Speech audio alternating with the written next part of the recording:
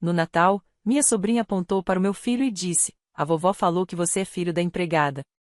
Todos riram. Peguei a mão do meu menino e saí sem dizer uma palavra.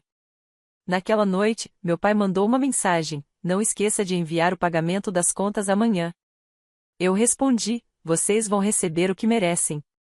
Eles não faziam ideia do que os esperava no dia seguinte.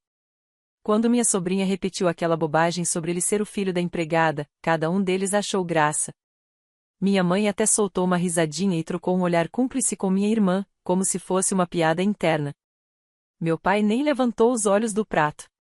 Fiquei parada por um instante tentando entender se tinha escutado direito.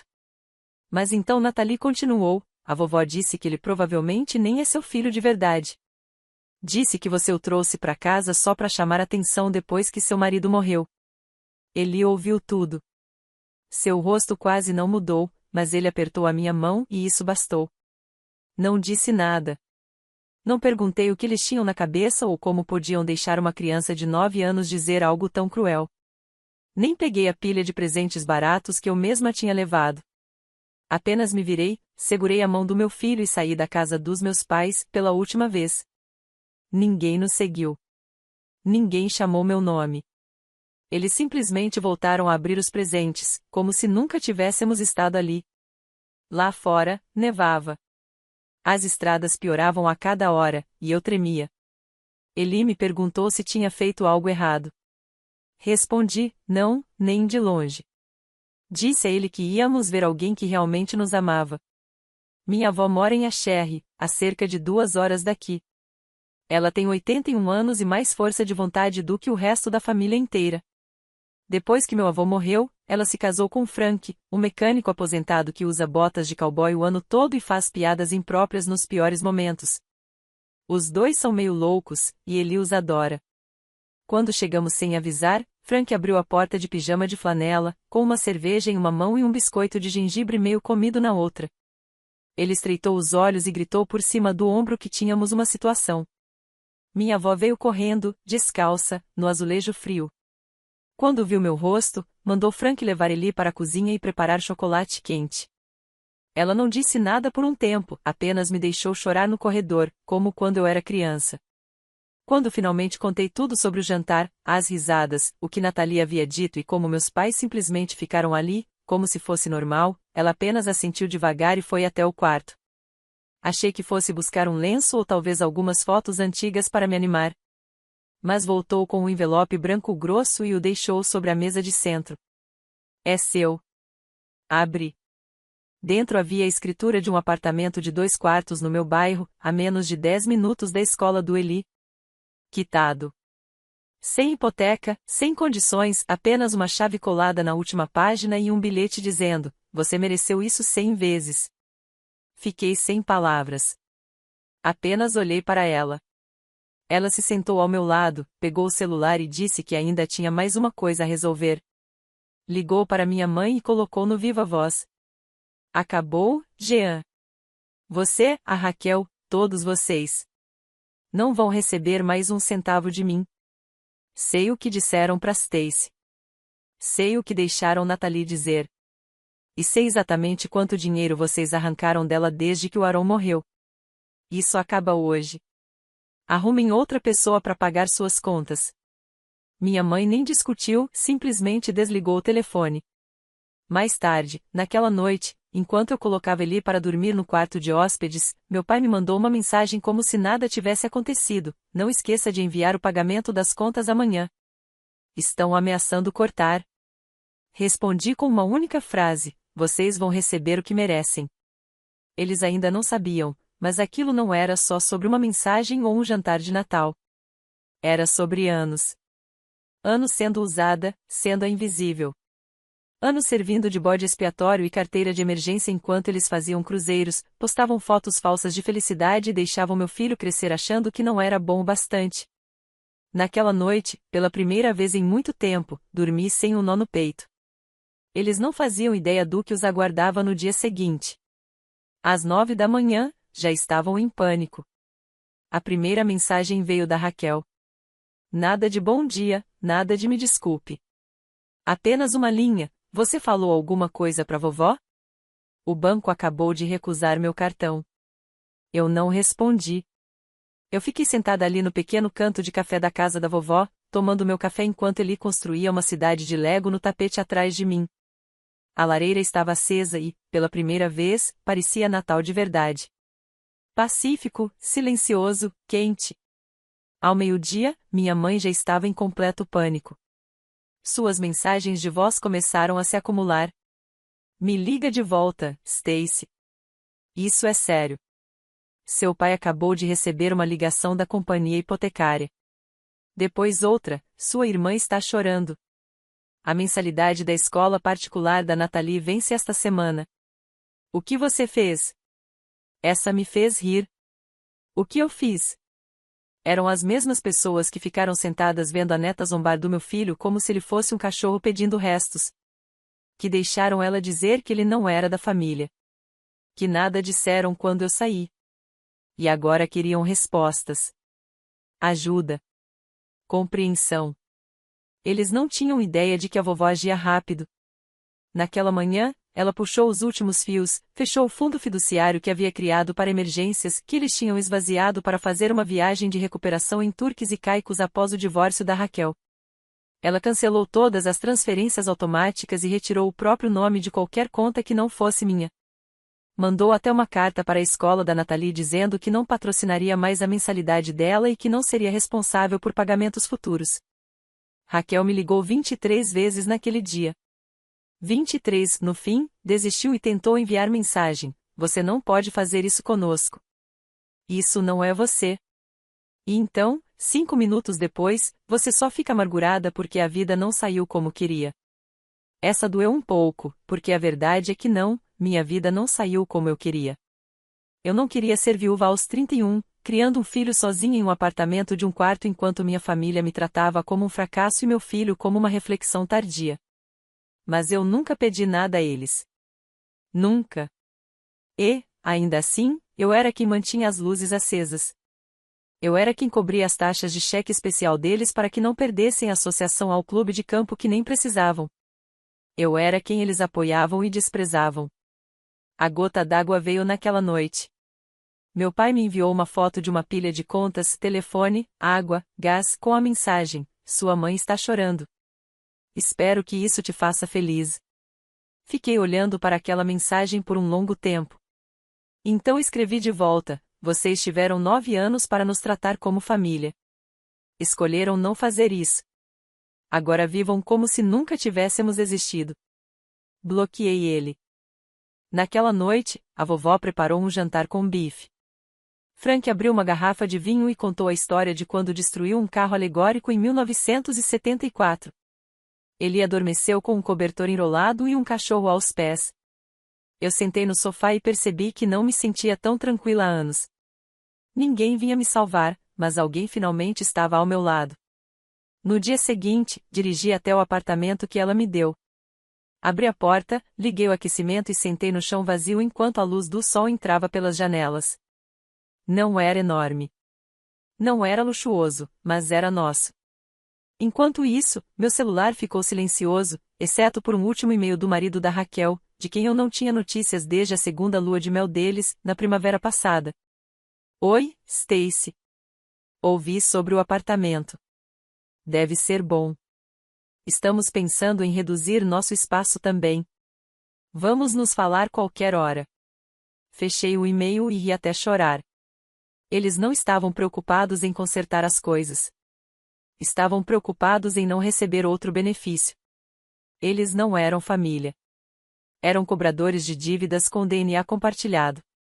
Mas desta vez, o banco estava fechado. Na véspera de Ano Novo, as ligações pararam. Eles passaram de implorar para culpar. A narrativa mudou como um interruptor. De repente, eu não era mais a filha ferida ou a mãe solteira fazendo o seu melhor. Eu era a traidora, a serpente, aquela que virou a vovó contra a família. Eles contaram para todo mundo. Raquel postou algo passivo-agressivo no Facebook, uma longa história com cara de falsa sobre traição e como algumas pessoas usam uma criança para subir na vida, mas que a escada não vai segurar para sempre. Eu nem respondi. Não precisei, porque a vovó comentou logo abaixo: se a escada quebrou, é porque você continuou serrando a base, querida. Algumas horas depois, Raquel deletou a postagem inteira. Mas isso não os parou. Minha mãe ligou para o meu trabalho, dizendo que eu havia ficado mentalmente instável durante as festas e que talvez precisasse de um tempo de folga.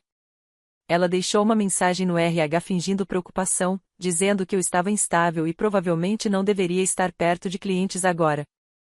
Só descobri porque uma colega do RH, com quem trabalhei por anos, me ligou em particular e disse: o que quer que esteja acontecendo com sua mãe, não é problema nosso, mas você deveria saber o que ela está fazendo. Minhas mãos tremiam quando desliguei. Então meu pai ficou esperto. Tentou reabrir uma das contas de serviços que eu vinha pagando usando meu nome. Teve a ousadia de tentar mudar o endereço de cobrança para a casa dele.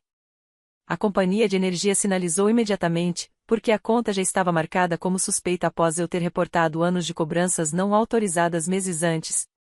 Naquela época, eu apenas deixei passar. Desta vez, registrei um boletim de fraude.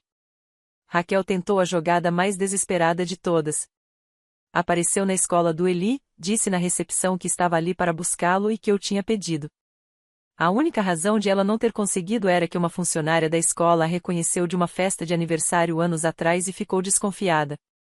Ligaram para mim imediatamente, quando cheguei lá, ela já tinha ido embora. Registrei um boletim junto ao distrito escolar e depois pedi que a escola atualizasse minha lista de contatos. Agora, apenas 2 nomes eram permitidos, eu e a vovó. Não contei nada para Eli.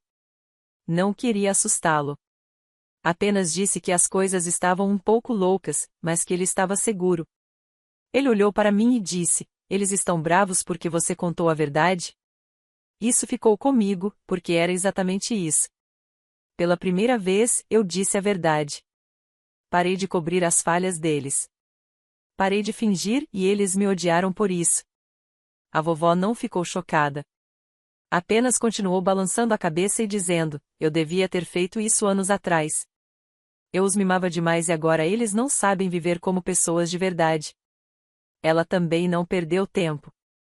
Vendeu uma conta de investimentos que havia sido reservada para necessidades futuras da família e transferiu metade diretamente para uma conta em meu nome. Nada de fingir que poderia mudar de ideia depois. Nada de espaço para manipulação. Ela chamou aquilo de fundo de sobrevivência, não para aluguel ou contas, mas para qualquer coisa que eu quisesse. Enquanto isso, meus pais estavam em queda livre. A hipoteca estava vencida. Raquel teve que tirar Nathalie da escola particular. E, de acordo com uma mensagem que recebi de uma antiga amiga de Raquel, alguém que claramente não era leal, eles estavam dizendo por aí que eu havia roubado a vovó deles, como se ela fosse um prêmio a ser conquistado, e não uma mulher com sua própria cabeça. Na primeira semana de janeiro, eles já estavam sem opções. Foi então que as ameaças começaram. Uma noite, cheguei do supermercado e encontrei uma carta digitada enfiada debaixo da porta do meu apartamento. Sem remetente. Dizia: você acha que isso acabou? Sangue é sangue. Você está fazendo inimigos dentro do seu próprio sangue. Mostrei para a vovó. Ela se serviu de um copo de vinho e disse: bom. Deixe que eles te odeiem à distância. Então olhou para mim e perguntou: você está pronta para o que vem a seguir? Eu respondi: sim. Porque, naquele momento, eu já tinha acabado de ter medo deles. Achei que tudo tinha terminado depois da confusão na escola. Achei que talvez o silêncio significasse que eles finalmente tinham recuado. Mas naquela manhã, um sedã branco estacionou do outro lado da rua do apartamento e ficou lá por 3 horas. Não se mexeu. O homem dentro nunca saiu, apenas ficou fingindo mexer no celular. Notei ele imediatamente. Não era do prédio. Não pertencia ali. E passei anos suficientes morando em bairros perigosos para confiar no meu instinto. Liguei para a vovó. Ela nem fez perguntas. Ele ligou para outra pessoa. Quando olhei pela janela novamente, Frank estava parado ao lado do sedã, com uma mão no teto, conversando casualmente. Ele não sorria. O homem no carro ligou o motor e foi embora. Nunca mais o vi. Quando Frank voltou para cima, apenas disse: eles estão te observando agora. Você está pronta para o que vem a seguir? Eu já estava cansada de esperar. No dia seguinte, peguei a caixa de arquivos que a vovó tinha me dado, aquela que eu nem tinha terminado de analisar, e abri o restante. Dentro, encontrei mais do que esperava: extratos bancários, capturas de tela do PayPal, transferências, avisos de dívida que a vovó havia pago silenciosamente sem nunca mencionar, mas guardados em um envelope rotulado de 2009 a 2014. Havia algo mais. Documentos com meu nome. Aparentemente, logo após a morte do meu marido, meus pais me haviam declarado como dependente nos impostos deles por 3 anos consecutivos para receber créditos e restituições. Eu não fazia ideia. Eu trabalhava em período integral, criando um filho e pagando minhas próprias contas, mas de alguma forma eles ainda me usavam para ganhar alguns milhares a mais toda primavera. Fiz uma verificação de crédito sobre mim mesma. Eles haviam aberto um cartão de crédito em meu nome em 2011. Macharam o limite e nunca pagaram. Ainda estava no meu relatório de crédito, quase $7.000 de dívida. Foi nesse momento que algo dentro de mim mudou. Durante todo esse tempo, achei que eu era o constrangimento da família, a pobre, a dependente, a que eles apenas toleravam nas festas de fim de ano. Mas eles não eram apenas cruéis. Eram parasitas. Sugavam de mim em silêncio, com cuidado e legalmente, até ficarem descuidados. Fiz um boletim de ocorrência. Depois contratei uma advogada simples, indicada pela minha avó da igreja. Uma mulher tranquila, de voz suave, mas com um senso de justiça implacável. Começamos devagar: cartas, notificações formais, denúncias de roubo de identidade, alertas ao imposto de renda, aquele tipo de papelada que não faz barulho no início, mas destrói tudo no caminho quando começa a andar. Então aconteceu algo que eu não esperava. O marido da Raquel me ligou. Quase não atendi, mas a curiosidade venceu. Ele não me ameaçou, não gritou. Implorou. Disse que as coisas estavam desmoronando, que Raquel estava agindo de forma instável, que tinha voltado a beber. Contou que meus pais a acusavam de ter destruído a fonte de sustento da família e que ele havia descoberto os formulários falsificados da faculdade. Disse que não tinha nada a ver com isso e que agora acreditava em mim. Perguntei por que ele estava realmente ligando. Ele hesitou, depois disse que ela queria levar Nathalie e desaparecer. Que preferia assumir a ter de encarar o que fez. Eu não soube o que responder. Não me importo com Raquel, mas me importo com Nathalie. Por mais cruel que tenha sido, ela ainda é só uma criança. E nenhuma criança merece ser arrastada para as ruínas de uma guerra que não começou. Disse a ele para arrumar um advogado o quanto antes. Falei que minha avó tinha todos os documentos, datas e recibos. E antes de desligar, acrescentei mais uma coisa: você devia ter falado antes. Naquele mesmo dia, meu antigo senhorio me mandou uma mensagem: acabei de receber uma ligação da sua mãe. Ela disse que precisa dos seus recibos de aluguel antigos para uma solicitação de empréstimo. Eu disse que você se mudou e bloqueou o número. Eles ainda estavam tentando. Mesmo enquanto tudo desmoronava, não conseguiam parar de agarrar. Naquela noite, a vovó me entregou outra chave. Achei que fosse de um depósito ou algo pequeno. Ela sorriu e disse: está na hora de eles verem como é uma família de verdade. Era a chave de uma cabana no Colorado. Quitada, silenciosa, isolada, um lugar para finais de semana, para escapadas, para novas memórias. Ela disse que era minha. Eu ainda nem tinha processado o apartamento, e agora é isso. Mas o que mais me tocou não foi a propriedade nem o gesto.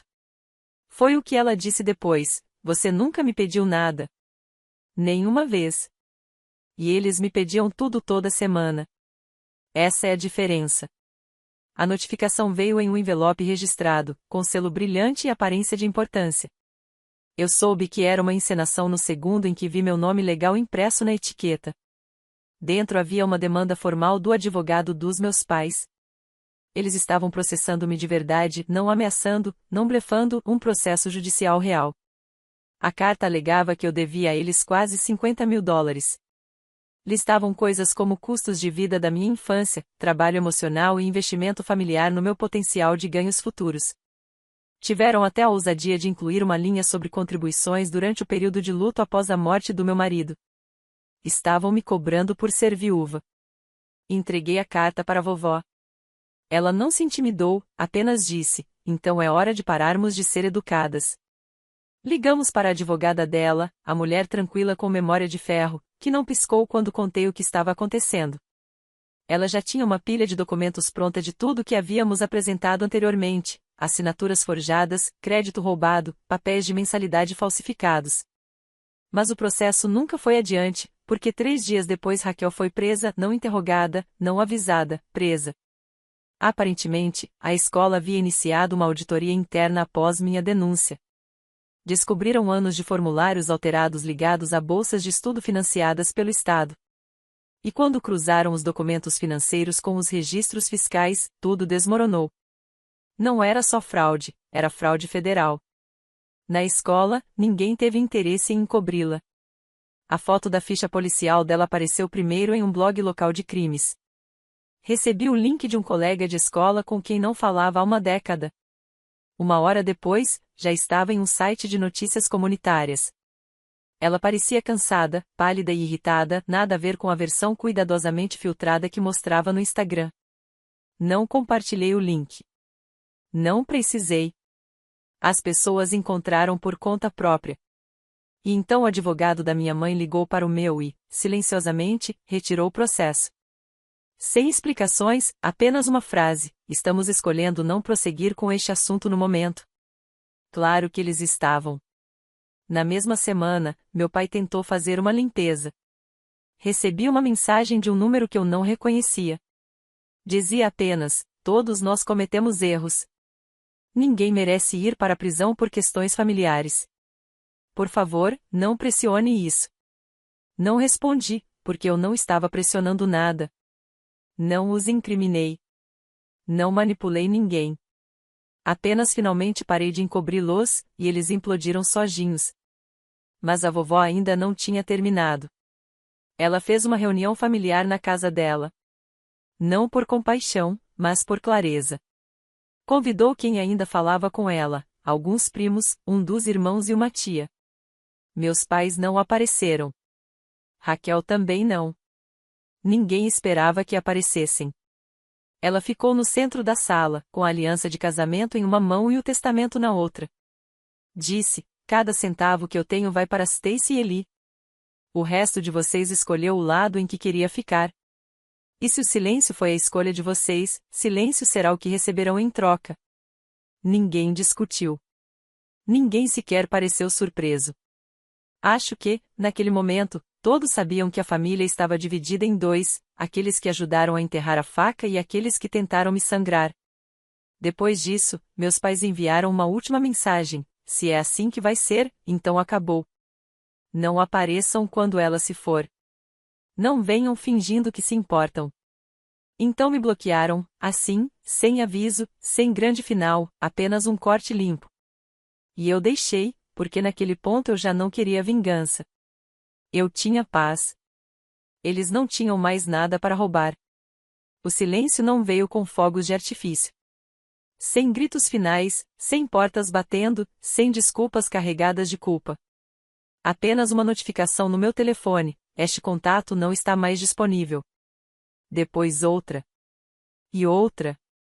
Cortaram-me de todos os ângulos, como se isso devesse me machucar. Fiquei olhando para a tela por um longo tempo e então percebi que eles realmente achavam que tinham vencido. Mas aqui está a verdade: você não vence deletando alguém do seu telefone. Você vence reconquistando sua vida, silenciosa, completa, e nunca deixando que eles se aproximem dela novamente. No fim de semana seguinte ao bloqueio, levei Eli para a cabana. Tinha nevado na noite anterior, e tudo parecia intocado. Colinas lisas de gelo na varanda, corrimão, pinheiros pesados com silêncio. Aquele tipo de quietude que só existe em lugares onde as pessoas não a estragam. Acendemos a lareira, fizemos chocolate quente e jogamos um jogo de tabuleiro no chão, sem sinal de celular, sem Wi-Fi e sem drama. Naquela noite, ele adormeceu com a cabeça no meu colo enquanto eu observava o fogo se apagar. Pela primeira vez em anos, eu não estava esperando o próximo desastre. Não me preparava para o próximo insulto disfarçado de preocupação. Não me perguntava se tinha feito algo errado. Eles haviam ido embora, não estavam desaparecidos, não estavam perdidos, foram embora por escolha. Ou pelo menos era isso que eles queriam acreditar. Mas não perceberam que eu havia me soltado primeiro. Muito antes das mensagens pararem, muito antes das ligações, até antes daquele desastre de Natal, eu já estava a meio caminho da liberdade. Eles só me deram o empurrão final. E a vovó? Ela estava florescendo. Comprou óculos novos, entrou para um clube do livro e começou a ir às reuniões da cidade só para discutir limites de velocidade e leis de zoneamento.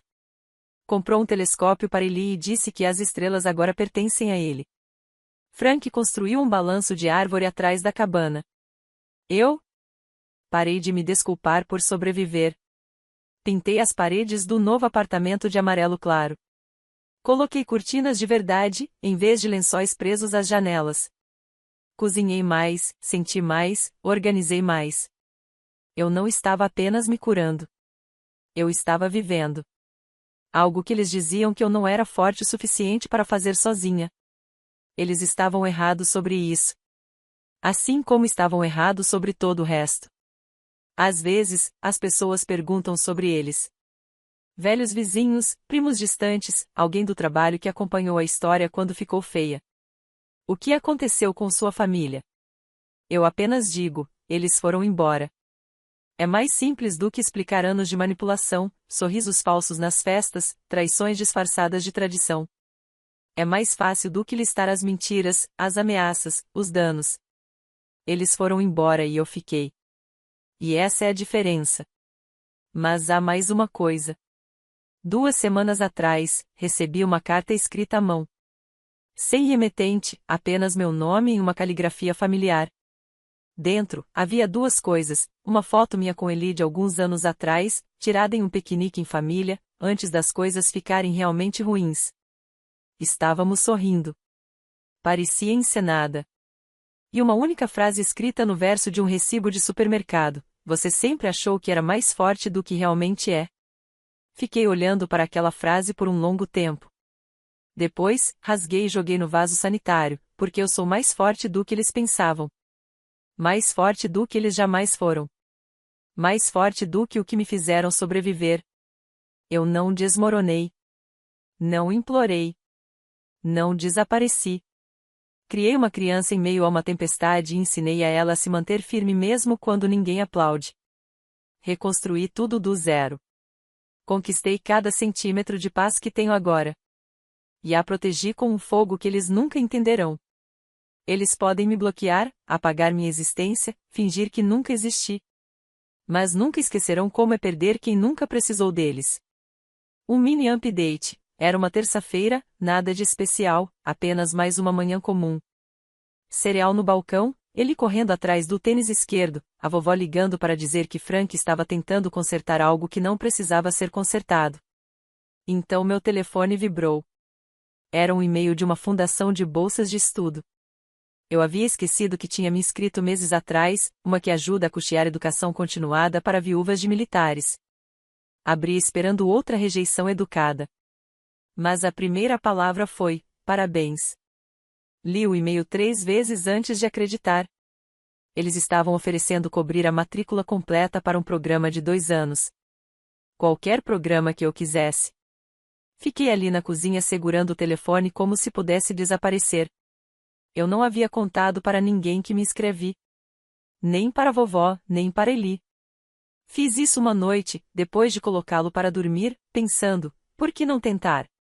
E depois me esqueci completamente. E agora, lá estava. Uma porta a qual eu nem tinha ousado bater se abria sozinha. Quando contei para a vovó, ela não chorou, não arfou, não fez um grande discurso. Apenas disse, era hora mesmo e nos serviu café. Eli me abraçou e disse, você vai ser a pessoa mais inteligente de todo o prédio. E talvez eu não seja, mas estarei lá. Estarei sentada em uma sala de aula aprendendo algo novo, construindo algo só para mim, sem ninguém para roubar, sem ninguém para reivindicar, sem ninguém para zombar, apenas eu. Começando de novo, mas desta vez por escolha.